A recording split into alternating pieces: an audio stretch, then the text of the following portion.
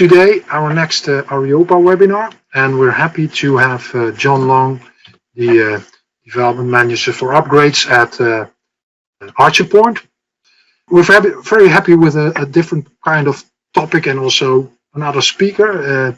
I'm always trying to find other speakers because I think we all have stories, and that's something worthwhile to share in general. Before we start, of course, our housekeeping rules: your microphone is muted. If you have questions, pose it in the question window and I will pick it up. Intentionally, or let's say we have decided that any questions and answers will be at the end of the session.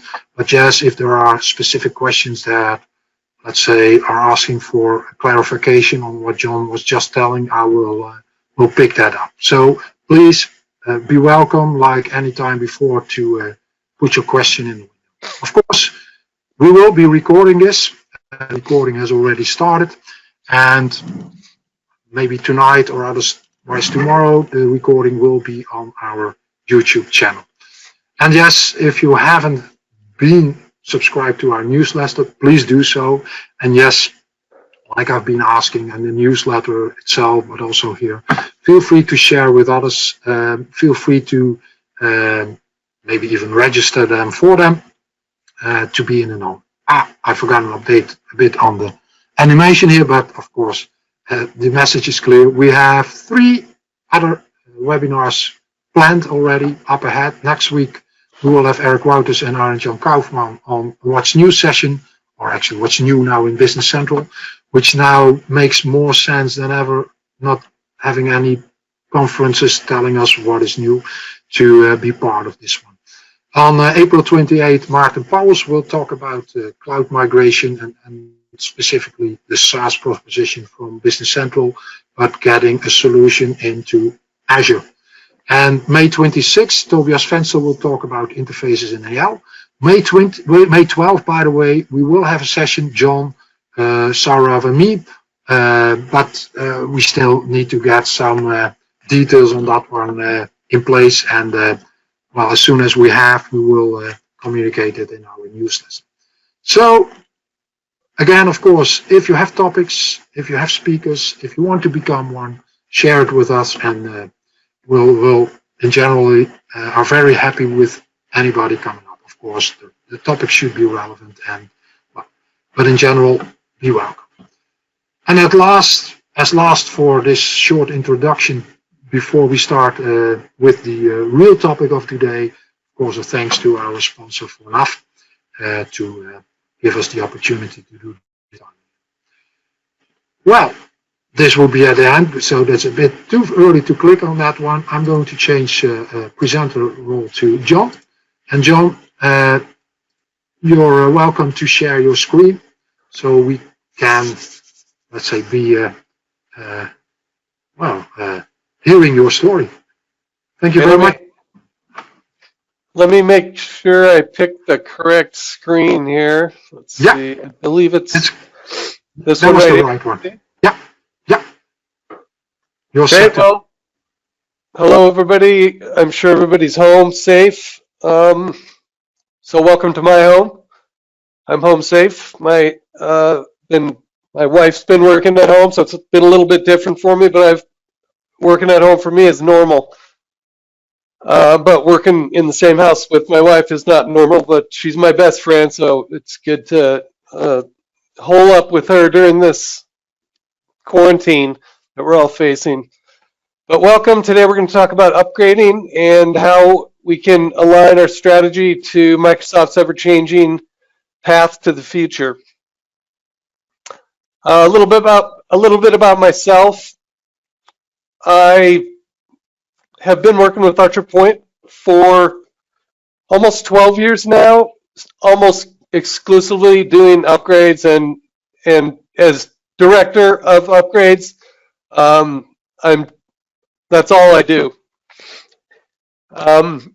Prior to ArcherPoint, I worked with Serenic, another VAR, purely doing upgrades. I did 75 upgrades single-handedly for them. And prior to that, I was a contractor doing nav for a grocery chain. So that's kind of where I cut my teeth, and probably did 30 upgrades for them over 3 years just on their single product with tons of interfaces and customizations. This was just a comic just to get us started and in the mood for talking about upgrades. The guy on the left, that's me. We're going to be talking about deployment options, the upgrade path options, of which there's quite a few. We're going to talk about disruption and how disruptive your upgrade is and has been, and how it will change in the future. We're going to talk about data and what happens during an upgrade and versus a reimplementation. And we're going to talk about your customizations and add-ons and how the ramifications of add-ons and their availability affects your decisions in the BC world. A lot of this will be perhaps things that you already know, but I like to illustrate them in a different way, just so that we're all on the same page. So the first thing I'm going to do is illustrate something we've been talking about for 3 years, and that is what is BC and what are your deployment options. One option is SaaS. Another option is Azure VM, where your database is an Azure SQL Server, where you have your option of licensing as subscription or perpetual. The next one is a central hosted server, which is essentially what you have in your brick and mortar, just in the cloud, in a rented rack. And then finally, on the far right is your brick and mortar version. So I'm gonna go over these fast because I know you guys all know this, and just trying to get us all collaborate or calibrated on the same page so we can talk about some of the more fun stuff later slides. So these are all on-prem Business Central options. It's just the two in the middle there are on-prem in the cloud. So you got your brick and mortar, your cloud options, all on-prem, and then your ultimate cloud version, which is SaaS. So obviously you don't have SaaS on-prem. Just to highlight with BC 15, I guess now I need to update it to BC 16 since it just came out in the past 7 days. But the important thing to note with BC 15, which is the same for 16, is the Windows client. The RTC client is gone. The Windows client is the only, well, I guess you could say the Windows client is gone now, or the Windows client is the only client. I need to reword that, sorry. Base code is now in AL only, and on-prem base code can still be modified, and that's a big red flag there. We can talk about that later. So let's talk about our upgrade options. By the way, these pictures that you'll see are taken from a building that was upgraded from a 140-year-old building that used to manufacture bomb parts in Massachusetts, and it's gone through tons of permutations over the years, and finally it's upgraded to this beautiful museum. So I was inspired by it when I was there, so I took a bunch of pictures of the pictures that were on the wall. So your upgrade path options are, you can go straight to SaaS, you can do an incremental upgrade, meaning go to BC 14, do some eventing, and slowly work your way to a SaaS ready option on-prem. And then we'll talk about hybrid. There's the hybrid options of incrementally upgrades are many, to the extent that you could almost talk about hybrid in anything, whether it's Cal and Al or your platform hybrids, opening up a 2018 database with the BC 14 platform, et cetera, et cetera. We're going to be talking about reimplementations. We're going to talk about getting current and the difference between that and staying current. I always like to highlight the difference between an upgrade and a reimplementation, because as much as everybody thinks they know the difference, the main differences are relatively simple, and that's what drives people's decisions to do a reimplementation in the first place. So it also helps understand what an upgrade is if you know what the fundamental difference is between the two. So I'm going to highlight the differences. In upgrades, your data in production stays in the database.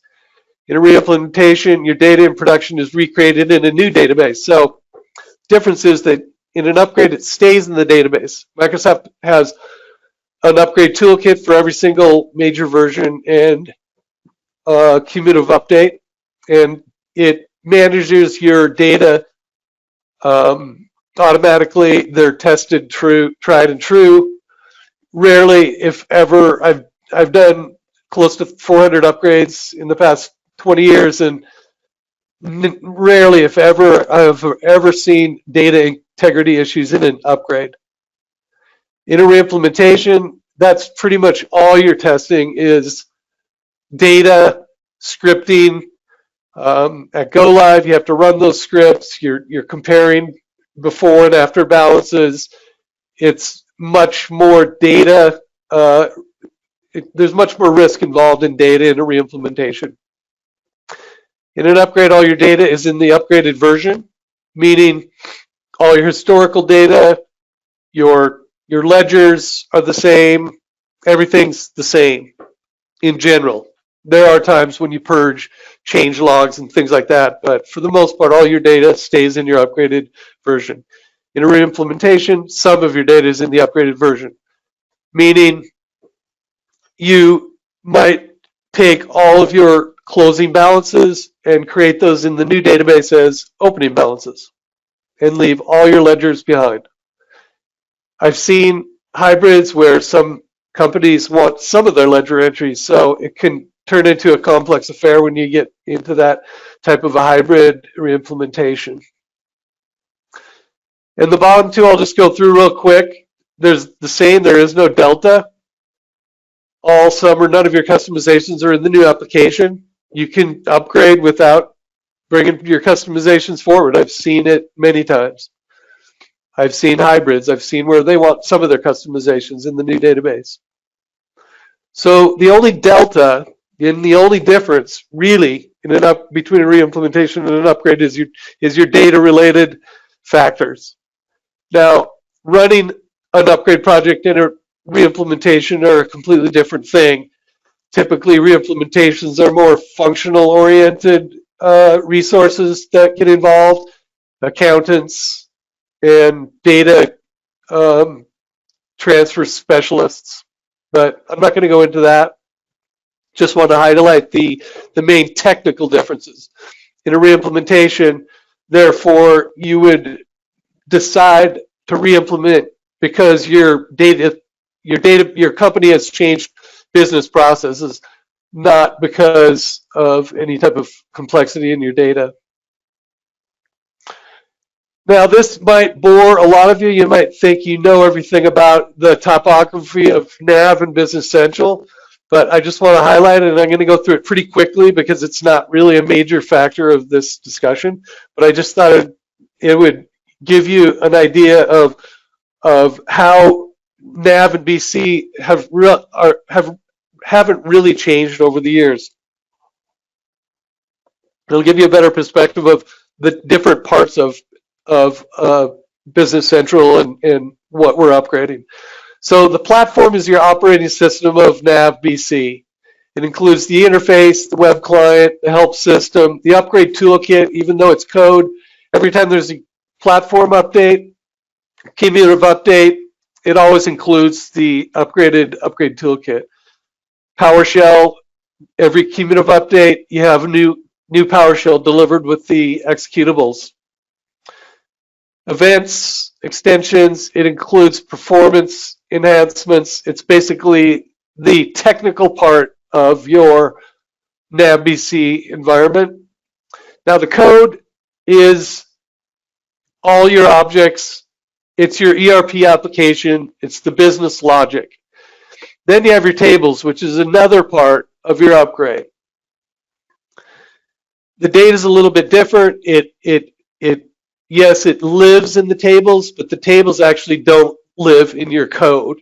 you design them in your code, but really it's for creating the schema, which largely in part exists in SQL Server. So the upgrade, you have your platform cumulative update monthly. You can actually upgrade your platform independently of your code and your data. Then you have your code update and a full-blown upgrade. In Business Central world now, it's spring and fall. Now I'm going to go into a little bit of storytelling, and I'm going to make an analogy about Business Central being the ultimate Business Central SaaS, being the summit of Mount Everest, and Basecamp is essentially the bottom of the top of the world for Mount Everest. And I'm going to make the analogy that is Business Central on-prem is essentially the Basecamp to Business Central SaaS. It's where you go to acclimate yourself to the environment, the altitude, etc. That's where you can do your eventing, waiting for your ISVs to get ready for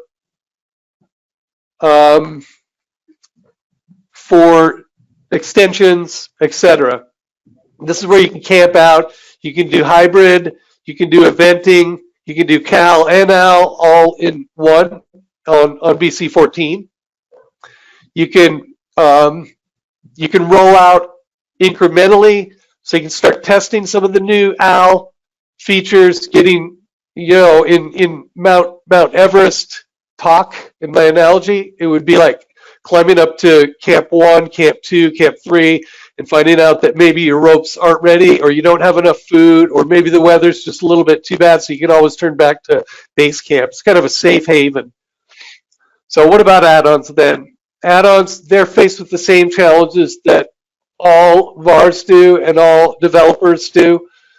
They need to get their products ready for extensions. And frankly, some of the vendors have some pretty complex events and a lot of challenges that we're facing as well. So we need to wait for our vendors to get ready, because a lot of our customers have customizations to those add-ons. And if they don't have their product ready, then the customizations won't be possible.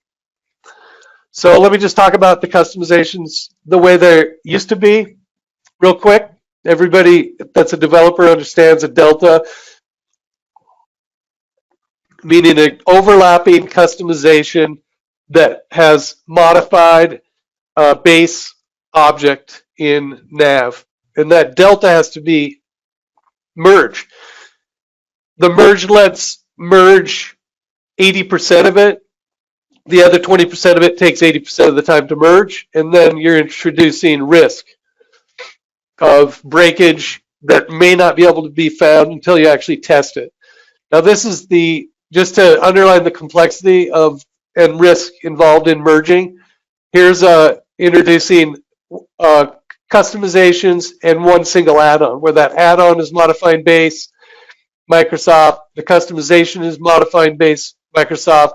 There might be an overlap where the customizations are customizing base Microsoft and add-on code, where the add-on code is also modified base Microsoft code. So it can get pretty complex. Now here's another one where I've added 2 more add-ons. Now all of a sudden you have, you could have a dozen. We've seen 15 and 20 different deltas before that we've had to deal with, and that's the old way. So I like this picture because it is sometimes how I feel when I look at some of those complex deltas. Luckily, Microsoft has given us extensions, and that's what Business Central is all about. It allows us to decouple our code, and by we I mean developers and add-on vendors. And you can see with this diagram, it gives us a complete extensibility and decoupled code base, so that we don't have to deal with those deltas anymore. And just to give you another picture, you can have customizations on top of add-ons, because add-ons also have the ability to expose their code using extensions or using events, which are essentially interfaces to their code. So you can decouple your code, and that's what allows us to do the ultimate thing, app source, which gives us apps that we're all familiar with because we download apps on our phones every day. We try them out, we unplug them, we can try them out for a couple minutes and delete them from our phones, and we don't have to deal with any merging of code or any complex upgrade steps. Now, just as a reminder, that's only for SaaS. Even though there's benefits to decoupling your code, even in an on-prem version, you won't be able to use the app source, at least at this moment, unless you're actually in SaaS. So I just thought I'd put that in there, so you know. One thing I've learned about upgrades over the years is that I've never seen anything that's too complex to upgrade. All customizations can be merged. Although I'm finding that's not true. In the past year, I've actually seen some pretty complex customizations that just don't make sense. And it's not that they're too complex. It's just that they're just, maybe an ISV went out of business, for instance, and you have to rewrite it in some other way or use some other add-on. So, but for the most part, customizations can always be merged. No DB is too big. We've done a 3.7 terabyte database coming from pre-dimension rewrite that happened around 2013 R2, where it takes 52 days to recalibrate your dimensions into the new style of dimension set entries. There's workarounds for that. I've written blogs about it. I've done webinars about it. But if anybody says your database is too big, you need to do a reimplementation, come and see me. Coming from Classic, coming from RTC, any version. Now back to here. This is where you want, like I said, wait on. You can camp out on Basecamp. Business Central 14 is the best Basecamp at the moment. On-prem, wait for your ISVs to release their versions as extensions. Hybrids are allowed. As you're getting your customizations to extensions, hybrid is still allowed. And then once you get to the point where you have to replicate, I'm just going to go through this really quick. If you're ready for the cloud, that means even if you don't go to the cloud and you're on-prem, you're at that state, SaaS ready, I call it, where you're able to upgrade freely without disruption and little cost. I'm not going to just run through this real quick so you understand what replication is. You replicate from your on-prem version. It might take a day, it might take a month, it might take 6 months, depending on how big your database is. But once your database is in the cloud, then you can cut off your old version and all your data is in your new version, and you just repoint the URL to the cloud. I just want to introduce a new word, Alability. That means that it has the ability to do AL. That means to write AL code. You can see where BC14 is the last version, so that's the greatest version that you can sit on and wait for your ISVs to get evented, extended, and do all your customization business before you upgrade to BC15 and above or move to SaaS. One last slide of note, and it's a little bit busy. I'm not going to go over it because I want to open it up for questions. I think, how am I doing on time, Luke? I think I have plenty of time. Yeah, you have still. We still have 35 minutes to go. So. Okay. So I'm getting ahead of myself. So we'll have a long we'll have a long question and answer session. So if you notice, I'll just go back to this real quick. You'll see the Alability the Alability starts in NAV 2017. That's extensions version 1. There's no reason not to be on NAV 2018. If you're on 2017, you can always open your 2017 database in a 2018 platform, or just flat out upgrade to 2018. That's where you'll be able to use extensions 2.0. And honestly, you should be on BC 14 because it also has Alability and Calability, but it also has the closest version of the application to the feature that you can get, along with the ability to have Cal as well. So if you have any ISVs that aren't ready for Al and they're still on Cal, you're not going to have a problem in BC 14. So I guess since I do have time, I can dig into this slide a little bit longer. I really don't like slides that are this complex, but I feel that this one's important. It comes directly from Microsoft's website. You can go look at their Microsoft Modern Lifecycle policy, and it'll be exactly the same, with the exception of I added a few things on here like the BC 15, 16, 17, 18 tags. It seems like Microsoft's keeping their word as far as their the way that they describe their releases. Now let's just look at BC 14 at the bottom there. You'll notice the orange tag, that's the length of time that Microsoft's going to support that version, meaning you'll be able to get cumulative updates all the way through fall of 2023, which is actually coincides with BC 23.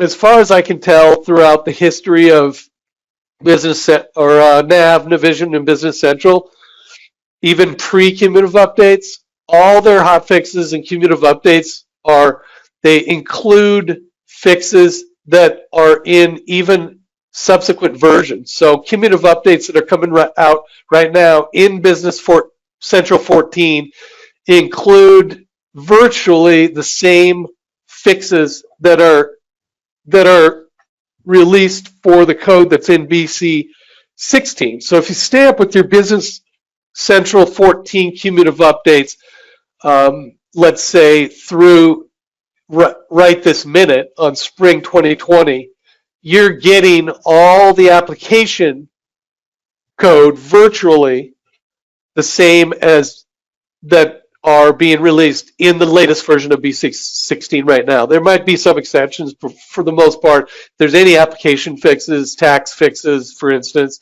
accounting type fixes, you'll see those in BC 14, latest cumulative update, including any events that have been requested that didn't exist prior to that.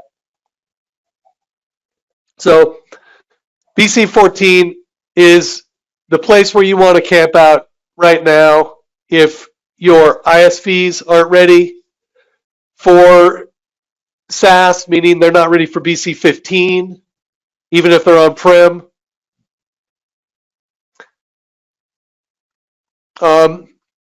Another thing to note on BC 15 is the web client is the only client, so your RTC client's going to go away.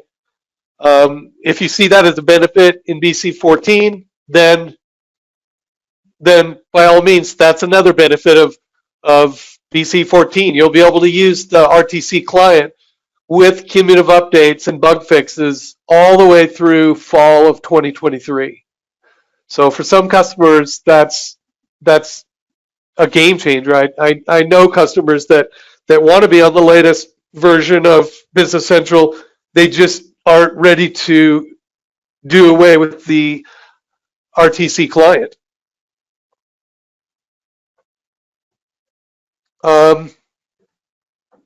You'll notice that once you jump to BC 15, the support for that version will only be 12 months. And that's going to be the pattern for the future. And again, if it's not obvious enough, Alability ends at BC 14, and it will be supported all the way through fall of 2023. BC 15 does not have Cal. So what that means is you won't be able to modify base code. Now, that's the recommendation. The reality is, unfortunately, in my opinion, Microsoft is allowing you to customize base AL code in BC 15 on-prem. And going forward, they don't have any plans to discontinue that reckless gift, if you want to call it that. But if you go that route, your upgrades are going to be much more expensive, and it's going to create a situation where every time you apply a cumulative update, it'll be like a major upgrade for you. It's going to be disruptive. You're going to be adding risk, and it's just going to create a snowball effect if you continue to do that. To the time that they do cut that off completely, then you're going to be forced to roll that out, and it could cause some messes. I'd be willing to talk about that to you further, but that's my caution there. That's why BC 14 is really where you want to get to and camp out there while you're doing your acclimation to Business Central. Let's see, one more thing on this slide, and really the reason I put it in there is because so you could take it with you. So when you get the copy of this on YouTube, you can cut and paste this and just kind of use it to ponder. I've had the question of what's before this. Well, before this is BC 13, NAV 2018, NAV 2017, and every single version, any version will be able to upgrade to BC 14. And I want to say straight to BC 14, but there are steps in there that are technical and they happen behind the scenes. But for the most part, get to BC 14 and camp out there. I'm not going to go into licensing too much. If you have any questions at the end, we can do that. But I just want to highlight, I didn't put this in my slide yet because it's relatively new revelation, and I am writing blogs about it. But once BC 17 rolls out, Microsoft has a license policy that they're labeling N-2, meaning when BC 17 comes out, BC 14 is no longer going to be an option for you to upgrade to. So BC 17 is fall 2020, and I would just count on it being September 1st. It's kind of a slippery date. We never know exactly for sure, but once that date comes out, or once that release comes out on September 1st, BC 14 will not be an option. So it really is an important window of opportunity here that's rapidly closing on us. It's 4.5 months away. So if you're on 2018, you have 4.5 months to get on BC 14, so you can take advantage of that gift of the 3-year support and the Alability extended tail. Otherwise, you'll be stuck on your old version, and you'll be forced to upgrade to BC 15 and do all your Cal to Al all in one big chunk, which is not a horrible thing, but I wouldn't want to do it. I would prefer to do the small incremental chunks and small releases to extensions to decrease your risk and decrease your cost, and just get into the habit of small, incremental, risk-free releases, so the customer doesn't get inundated with some massive 12-month long upgrade project.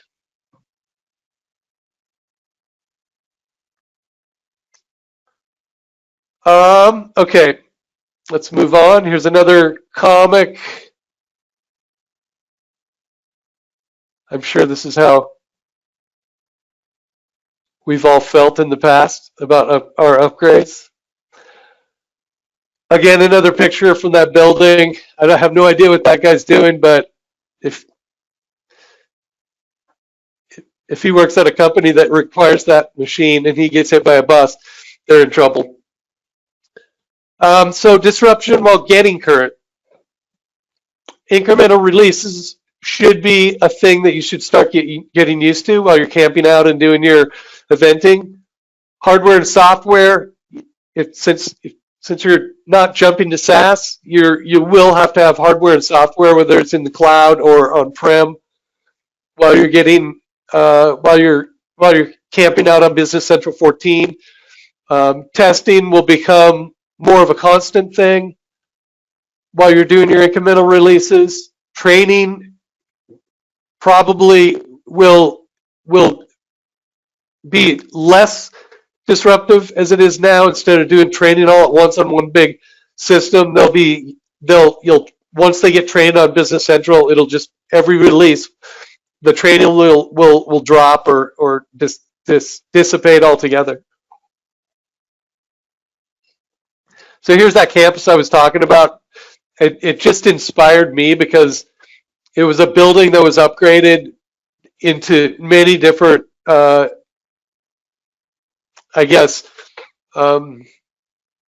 purposes over the years, and it's finally turned into a beautiful museum. And I like how they kept some of the old remnants of their past. It definitely reminds me of upgrades. Every time we do upgrades, we see remnants of the past, code that's been there for 20 years. I have no idea what those are, but here, I like this one because this reminds me of kind of a data port in a database. They use this actually to bring in their art into their building. And finally, here's the finished product in one of the rooms. They've finally gone live and they're upgraded and they have all their art. They're open for business. So once you get current, you want to stay current. So when you stay current, it's a completely different world, completely different experience. Instead of merging and testing and endless risk mitigation, your code is completely decoupled from your base. Your testing is minimized, and you're in a continuous improvement process. Your go lives are non-events. You can go live once a month without your perhaps users not even knowing that you went live. It's more of an update, and we call that staying current. So getting current is all about camping out at Business Central 14, acclimating, eventing, waiting for your ISVs, and climbing to the top, getting current, staying current. Once you reach there, everything's just going to be a simple walk through the park. It won't be zero, but this chart here kind of just underlines that fact. In a hypothetical upgrade situation where you're on BC 14, 0% evented, you can in a typical upgrade for us, we typically get them about 50% upgrade. We are evented. We put their merged code through automatic merge tools like PowerShell, and whatever comes out as a conflict where we have to manually touch it, that in general we refactor that to eventing, and then we might event some others, but typically we don't try to do 100% event because we don't have to. If it's not broken in Cal, we don't fix it in Al until we need to. And over the course of 3 years, that's absolutely a luxury of time to have to do all your eventing as extensions with little breakage. So the first upgrade that we do, if we get a really messy database that has 0 evented codes and no hooks, we only refactor what is conflicted. And the second upgrade, it gets better and better, and then we have the luxury of making disciplined decisions towards what we event. Until finally, after the 3 years up, we'll be 100% evented, and 100% evented and extended at that point. And also, it gives our ISVs time to get evented as well. So the minimization of cost, disruption, project length, and risk is huge by the time you get to that point. So I guess I went a little bit fast. I was looking at an India clock, and they're half an hour behind. So I thought I didn't have as much time. So I kind of went through it a little bit fast. So since we have time, I'll open it up for questions, and I'd be glad to back up and go over any of the other slides in a little bit more detail. Great, John. I've got a couple of questions. First, a simple one of myself. You mentioned about the Business Central 14 licensing. There has been discussion, and also I raised somewhere also a question. Initially, the due date of Business Central end user licensing would have been with this spring release, let's say 1st of April. That was then indeed pushed forward until fall release. You say 1st of September, I reckon it will be 1st of October. Nevertheless, there has been also some rumors, some discussion that would even be pushed forward. Are you somehow in the known of that, or to your opinion, it is definitely full release, so Business Central 17 that will then also lock down end user license for Business Central 14? Yeah, I know that Business Central 14 is going to be not going to be locked out till Business Central 17. But as far as the date pushback, I do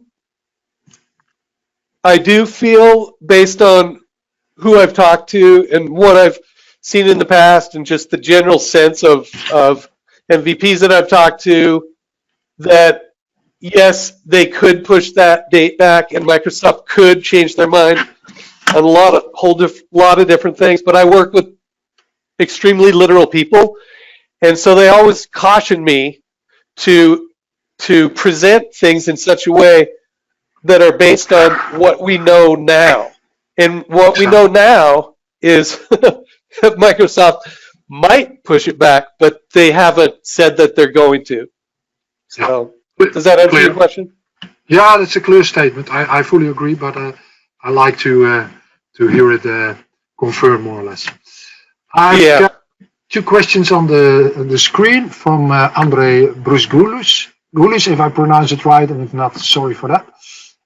His question is: once customers is on BC, or customers are on BC in the cloud, Azure as an example, would they be able to have direct access to the data in Azure from applications external to Azure? Yes, there's hundreds of different ways you can interface to your data. Now, access to your data, I guess you'd have to define access. Like, you wouldn't have access like in an Azure SQL Server database unless you did some pretty fancy trickery. And also, you can't access your data like you do in the SQL Server Management Studio. However, I know that Microsoft, if you ask them, will give you a BAK file. This is what I've heard of a SAS database. I think they might charge you for that, like a one-time fee, and then you can download that and actually install it in a SQL Server database if for some reason you want to do that. And in fact, the reason, I think the main impetus of their decision to do that was because, bizarrely enough, there were people that went to SaaS that decided they wanted to downgrade to on-prem. And so the only way they could do that is to get a backup of their database and restore it on an on-prem version. And that's exactly what at least one customer I know did. And so I think that's a service. I've never done it, but I've been a part of customers that have done that. The example you take right now, and elaborate, is actually taking the data more or less out of the Azure environment or whatever. But how about accessing it directly to be able to, let's say, see production data or read, analyze, whatever? Is there a way to do that? You mean from an Azure database? Yeah.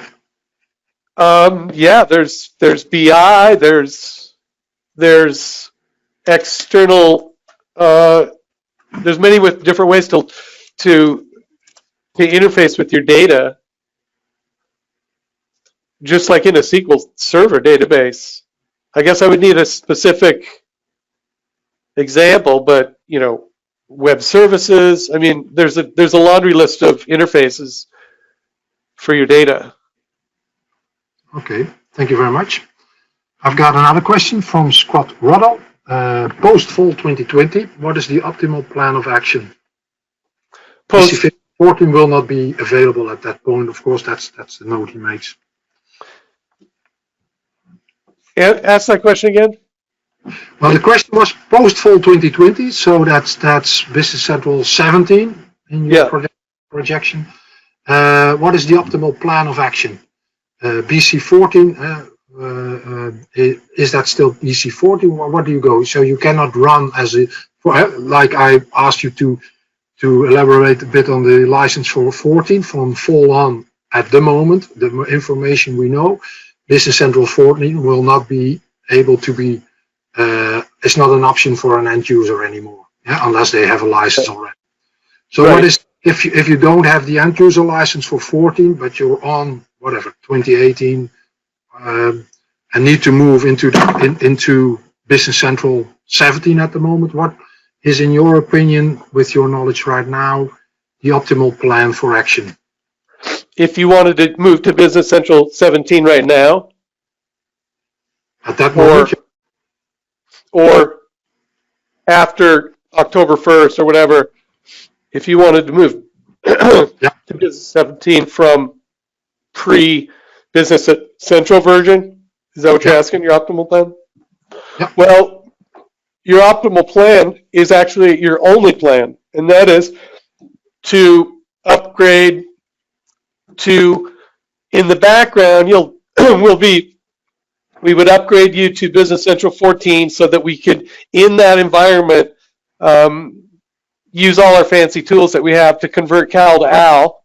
Then we would refactor what conflicts from Cal to Al. Then we would use the upgrade toolkits that are built into BC 15, BC 16, and then ultimately BC 17. So we do that all in in the background, and then we would run those steps on your go live weekend.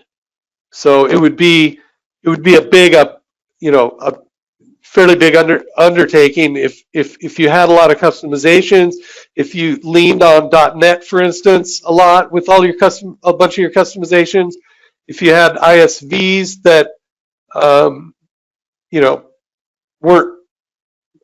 perhaps weren't ready for that step, or they I've seen some pretty substantial ISVs that don't have upgrade toolkits to BC 15 yet.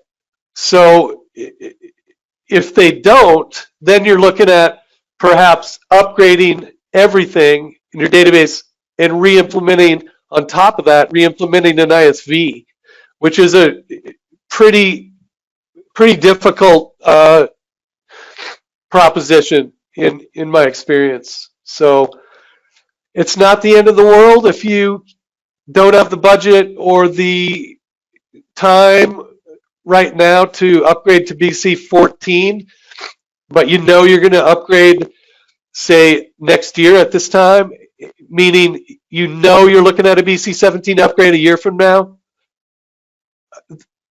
Just know that you'll have to do a lot more. You'll have to ask a lot more of your developers and your VARs and your ISVs to get to that point, because you won't have the luxury of going live on BC 14. Like I said, in the background, your developers, your VAR will use BC 14 as a platform for doing Cal to Al, but they'll be using their developer tool, which it has a lot different flexibilities Would your advice be, I mean, I'm not saying that it's really possible for everybody, but would your advice from that perspective be get as fast as possible before Business Central 17, so before fall release or Wave 2 on Business Central 14? Yes, I would say, excuse me, if I've been testing a lot lately with using a BC 14 platform, meaning the executable, yeah, opening up a 2018 database, and it runs just fine for me. It has add-ons. I haven't done full testing, but in my experience, it seems to be fine, and the development environment works fine. Even though Code Unit 1 doesn't exist in BC 14, it still runs Business Central, or it still executes Code Unit 1 as if it's running in 2018. So it just proves that the application is decoupled a lot more than we think from the application itself. So that's an option. You could upgrade your platform to BC 14 and run a 2018 database. I've even opened up a 2017 database in a 2018 platform, and then subsequently opened it up in a BC 14 application. I haven't tested that. I haven't seen it in production, but if you want to play around with that, you can. That's an option. Or you could upgrade to BC 14 now and just minimally event your code, and then at least you're there, and you're able to develop and event your code in a very stable version of Business Central. Let me share my screen with regard to, let's say, testing. I did share with some people already something on this. I don't know. Do you see my screen now? Yes, I do. Yeah.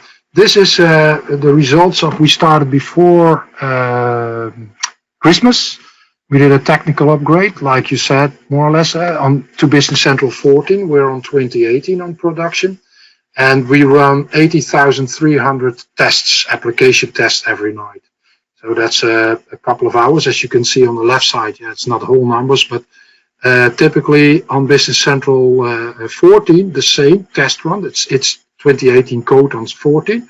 It runs about 5 hours, 40 minutes.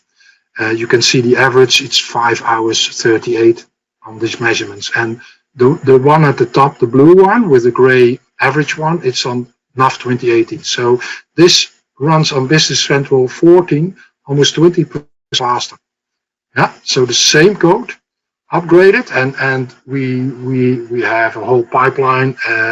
Every change we do on 2018 is also propagated into our Business Central 14 branch, being still 2018 code, but okay, with some things fixed for Code Unit 1, etc. And apparently, the test we have, they all run well.